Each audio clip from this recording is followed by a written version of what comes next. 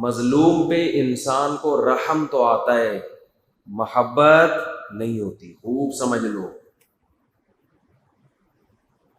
محبت ہمیشہ مستغنی سے ہوتی ہے، عزت ہمیشہ مستغنی کی ہوتی ہے. دیکھو جو غنی ہے نا، غنی مالدار، انسان کا دل مائل اسی کی طرف ہوتا ہے. غریب پہ ترس تو آئے گا، دوستی لگانے کے لیے اس کی طرف دل مائل بولو نہیں ہوگا. کیوں؟ اس لیے کہ جس کے پاس پیسہ ہے نا تو لوگ سمجھتے ہیں اس کو میری ضرورت نہیں ہے، اس کے اندر غنا ہے. غنا کا مطلب اس کو میری ضرورت نہیں ہے. یہ چیز انسان کو مائل کرتی ہے اس کی طرف. اور جس کے پاس پیسہ نہیں ہے تو آدمی سمجھتا ہے یہ میرا محتاج ہو سکتا ہے. محتاجی کا عنصر جہاں آ گیا وہاں انسان کے دل سے اس کی عظمت نکل گئی. اللہ جب اپنا انٹروڈکشن کرواتا ہے نا کہ میرے بندے مجھ سے محبت کریں، تو کیا اللہ اپنی معاذ اللہ مظلومیت بیان کرتا ہے بھائی؟ میرے پاس کچھ بھی، معاذ اللہ نقل کفر، کچھ بھی نہیں ہے، میں تو اس کائنات کا مالک رہا ہی نہیں، سب تو تم نے قبضہ کر لیا ہے.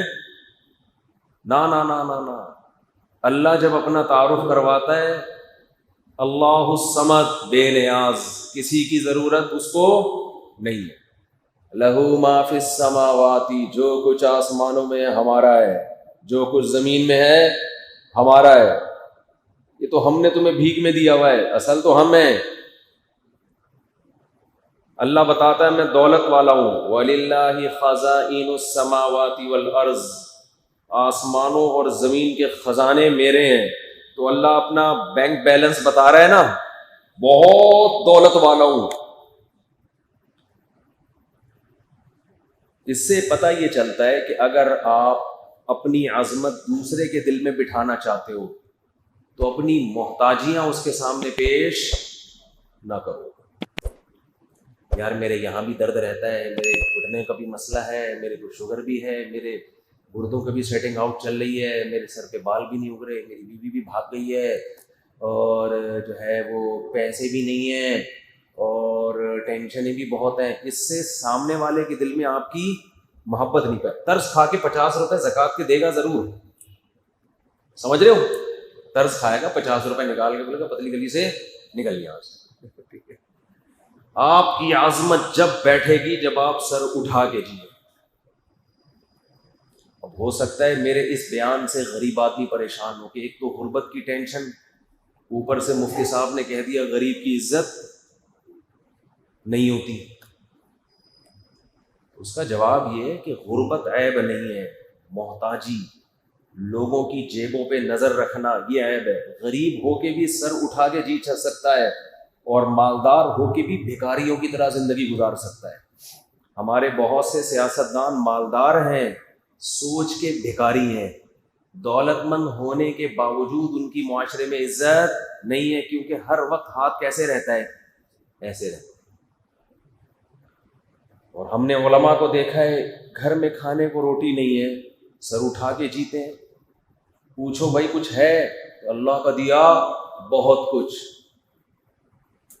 کسی کی جیب پہ نظر، بولو استغنا. نبی نے فرمایا تخلو، یہ اصل موضوع کہیں ہٹ نہ جائے نا جو لے کے شروع ہو، درمیان میں ٹیکنیکل پوائنٹ کی باتیں آتی ہیں وہ پارسل کرنا ضروری ہوتی ہے، کیونکہ پھر وہ الگ سے موضوع بنا کے نہیں آتی. حدیث میں آتا ہے تخلقوا باخلاق اللہ، اللہ کے اخلاق اختیار کرو، اللہ کی خلق جو طبیعت ہے نا وہ اللہ والی اختیار کرو. تو اللہ کا خلق وہ دوسروں کے سامنے محتاج بننا ہے یا غنا ہے؟ غنا کہتے ہیں محتاج نہ ہو، تبھی غنی مالدار کو بھی کہا جاتا ہے. اصل میں مالدار کا اصل ترجمہ غنی نہیں ہے.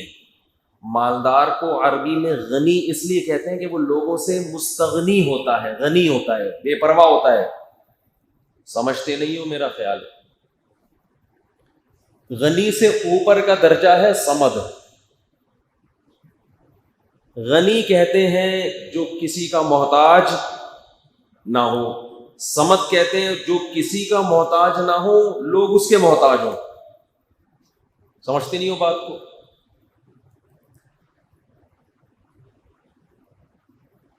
انسانوں میں بھی سمد ہوتے ہیں، محلے کا بھائی دادا ہے بھائی، کسی سے نہیں مانگتا لیکن بہت سے گھروں کے چولہے اس سے جل رہے ہیں۔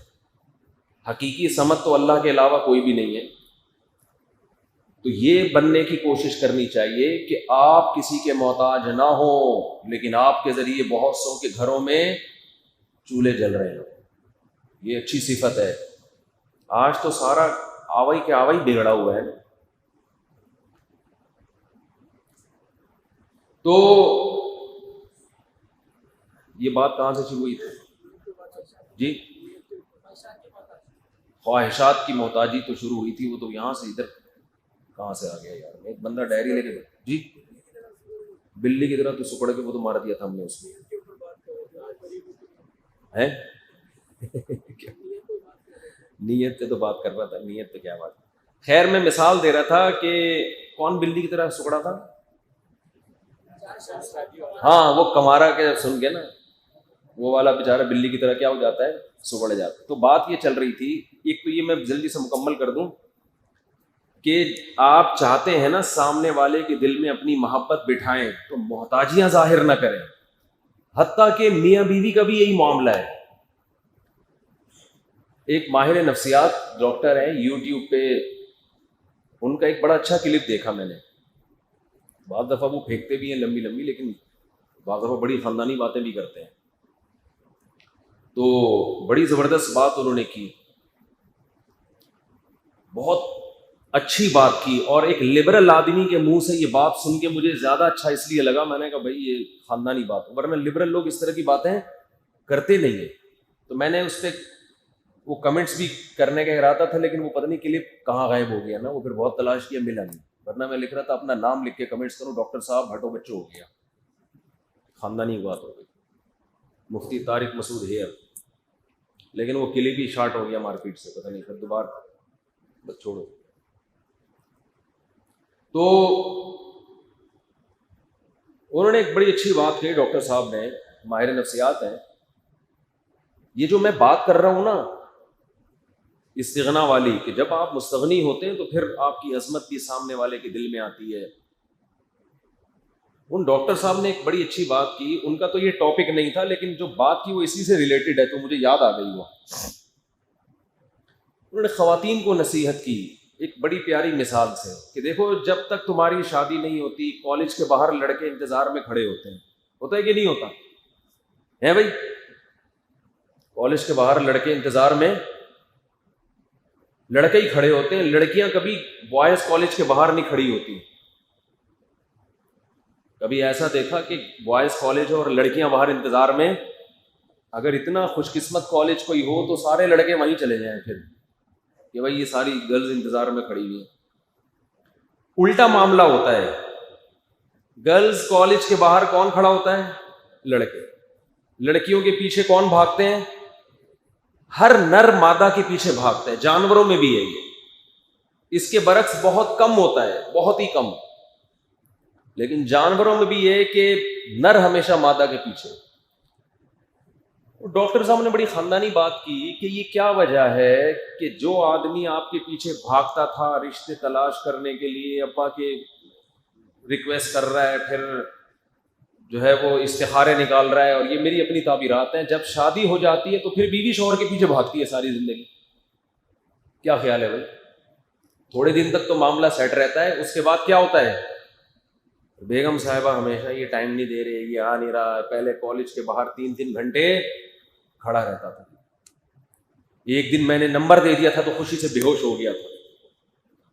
ایسا ہی ہو رہا ہوتا ہے نا، کوئی بھی کالی کلوٹی، کوئی بھی لڑکی کسی بندے کو نمبر دے کے چلی جائے نا، وہ لڈو تو پھوٹتے ہیں اس کے دل میں۔ رفیع بھائی بھی کہہ رہے ہیں ہاں جوان آدمی ہے ظاہر، تو یہ تعریف کر رہا ہوں آپ کی۔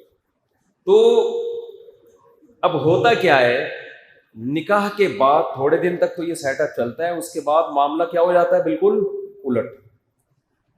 پھر بیوی کو شکایت ہوتی، ٹائم نہیں دیتا، گھر سے باہر رہتا ہے، گٹر کے ڈھکن پہ سارا دن بیٹھا رہتا ہے، گھر آنے کے بعد بھی باہر نکل جاتا ہے، گھمانے نہیں لے کے جا رہا، کہیں ہوٹل پہ نہیں لے کے جا رہا، کہیں سفر پہ نہیں لے کے جا رہا، ٹائم ہی نہیں. یہی شکایتیں چلتی ہیں نا ساری زندگی. ڈاکٹر نے ایک بڑی اچھی بات کی، انہوں نے کہا کہ اس کی ایک بڑی وجہ عورت خود ہے. وہ یہ شو کرنے لگتی ہے کہ میں آپ کی بہت زیادہ محتاج ہوں، آپ کے ٹائم کی، آپ کے پیسوں کی، آپ کی محبت کی.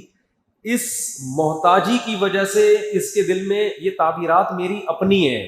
آپ کہیں گے ڈاکٹر نے تو یہ الفاظ نہیں کہتے، ڈاکٹر نے جو کہا نا وہ میں اپنے الفاظ میں بیان.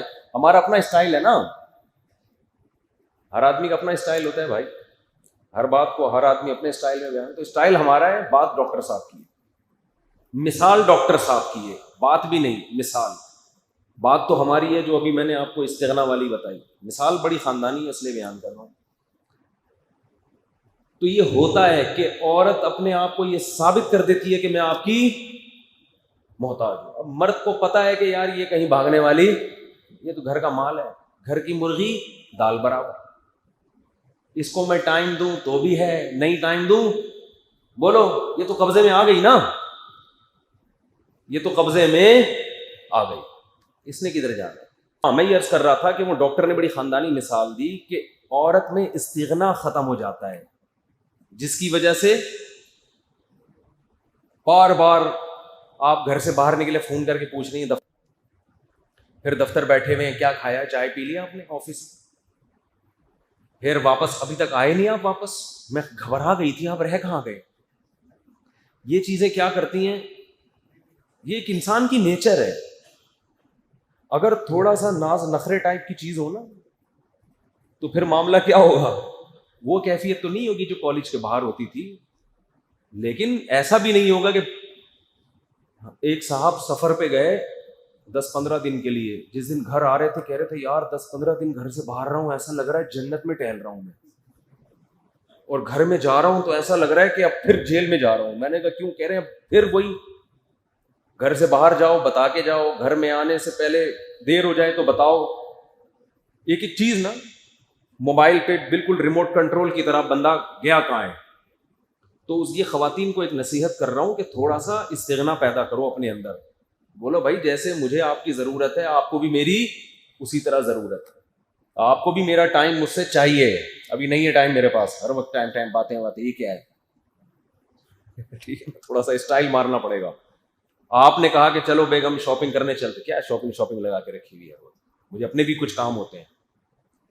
وہ ہمارے ایک دوست تھے، ان کی وائف عالمہ بن رہی تھی. وائف کیا بن رہی تھی؟ عالمہ. وہ بہت پڑھ رہی تھی. تو میں جب ان دوست سے ملنے کے لیے جاتا تو مجھے کہتے ہیں کہ یار وہ میں پہلے ناشتہ کر لوں اس کے بعد چلوں گا. میں نے کہا ناشتہ کر لو. کہہ رہے ہیں یار وائف ابھی اسٹڈی کر رہی ہیں، جب فارغ ہو جائیں گی تو ناشتہ بنا کے دیں گی. وائف کا بھی اسٹڈی ٹائم ہے، مطالعے کا ٹائم ہے. ہٹو بچوں ہو گیا یار، یہ تو صاحب کا سنا تھا، صاحب ابھی پڑھ رہے ہیں، اس کے بعد جب فارغ ہو جائیں گے تو میں نے کہا اتنی دیر آپ کیا کرو گے؟ کہیں پنکھا جھولیں گے بیٹھ کے. ٹھیک ہے، اور کیا کریں گے. یہ تو زیادہ ہو گئی، لیکن یہ انسان کی نیچر ہے، تھوڑا سا استغنا پیدا کرنا چاہیے. ڈاکٹر نے ایک بڑی خاندانی بات اور بھی کی تو وہ بھی بتا دیتا ہوں، پارسل کرنے میں کوئی حرج نہیں ہے. انہوں نے کہا کہ بعض مرد اپنی بیوی پہ ہاتھ اٹھاتے ہیں. میری عادت ہوتی ہے کہیں سے بھی کوئی خیر کی بات ملے نا تو پارسل کر دو. اگر یوٹیوب پہ ملی ہے، اچھی مثال تھی، تو ہم نے کہا پارسل کر دیں گے، کیا جا رہا ہے اس میں. ڈاکٹر صاحب کا حلقہ جتنا ہوگا، ہمارا الگ قسم کا حلقہ ہے. یہ بڑی خاندانی غلطی ہوتی ہے گھروں میں. انہوں نے مثال دی کہ کوئی مرد اگر اپنی بیوی کو مارتا ہے، بعض مردوں کے ہاتھ بہت کھلے ہوتے ہیں نا، بات بات پہ تھپڑ، بات بات پہ گالی، عورت پھر ناراض ہو جاتی ہے. ظاہر ہے ایک آدھ دن تو ناراضی برداشت ہوگی، اس کے بعد مرد سے بھی برداشت نہیں ہوتی، وہ غصہ کرتا ہے، منہ کیوں بنایا ہوا ہے. اب دیکھو محتاج ہے نا بیوی کا، اس کو چاہیے کہ بیگم کا منہ مجھے اسی طرح ڈیزائن کے ساتھ چاہیے جس طرح پہلی رات کو تھا. وہ والا ڈیزائن اب اس میں آ نہیں رہا، کیونکہ 2 تھپڑ لگا چکے ہو نا آپ اس کو. اب کیا ہوتا ہے کہ پھر مرد کو جب بیوی کی ضرورت پڑتی ہے کہ بھائی گھر کا ماحول خراب ہو رہا ہے، منہ بنا کے بیٹھی ہوئی ہے، کوئی بات کرے، کوئی جو بھی عزت دار آدمی ہوگا وہ تو یہی چاہے گا نا. تو وہ پھر اس کو منا لیتا ہے, عورت پھر مان جاتی ہے, اس کے بعد ہنسی خوشی زندگی شروع. پھر کسی دن موڈ اٹھا, پھر دوڑا کے 2 تھپڑ لگا دیے, پھر منا لیا. تو یہ چلتا رہتا ہے. اور مرد کا پھر ہاتھ جو ایک دفعہ اٹھنا شروع ہو جائے نا, پھر اس کی بریکیں فیل ہوتی ہیں, پھر وہ جانوروں کی طرح کوٹتا ہے. یہ ہم نے دیکھا ہے گھروں میں کہ پھر وہ جانور بن جاتے ہیں, درندے. عورت محتاج ہے, وہ نہ طلاق لے کے اپنے باپ کے گھر جا سکتی ہے, بچے لے کے کہاں جائے گی. وہ اس لیے برداشت کر رہی ہوتی ہے کہ بڑی مصیبت سے بچنے کے لیے چھوٹی مصیبت کو بولو برداشت کرو. تو اس کا حل یہ بتایا کہ ایسی کنڈیشن میں عورت کو چاہیے کہ جب مرد منا رہے تو وہ نہ مانے. وہ کیا کرے؟ کبھی کبھار تو ٹھیک ہے, لیکن اگر یہ زیادہ ٹھیک کا مطلب یہ نہیں کہ کوئی اچھا کام ہے, یعنی کبھی کبھار تو قابل برداشت ہے. جب زیادہ ہو رہا ہے تو عورت کو یہ کہے کہ جب مرد منانے آئے تو اس کے بولے کہ بھائی جو وجہ میری ناراضی کی ہے اسے کیا کرو, ختم. یہ دوبارہ ہاتھ نہیں اٹھے گا. ورنہ یہ خالی پیلی کے یہ منانا اور جب اپنی ضرورت ہو تو منانے بیٹھ جاؤ, یہ مارکیٹ میں یہ چلے گا نہیں. یہ ڈر بھی لگتا ہے اس سے کہیں گھروں اور برباد نہ ہونا شروع ہو جائے, کیونکہ بعض دفعہ غلطی عورت کی ہوتی ہے. تو ایک تو وہ منا رہا ہے, مان نہیں رہی ہے, اور الٹا ہی اور زیادہ معاملہ بڑھ نہ جائے کہیں. لیکن اگر خام میں بعض مردوں کی عادت ہوتی ہے تو بھائی اس ریزن کو پہلے ختم کرنے کی کوشش کرو. یہ ہو کیوں رہا ہے بار بار, یہ ہو کیوں رہا ہے؟ ورنہ جب یہ معاملات بڑھتے ہیں نا تو ڈپریشن میں جاتے ہیں, نفسیاتی مریض بنتے ہیں, پھر عادت بن جاتی ہے. یہ اس کی عادت چلانے کی اور اس کی عادت مارنے کی. پھر یہ ایسے ہے جیسے ان کی نیچر کا حصہ.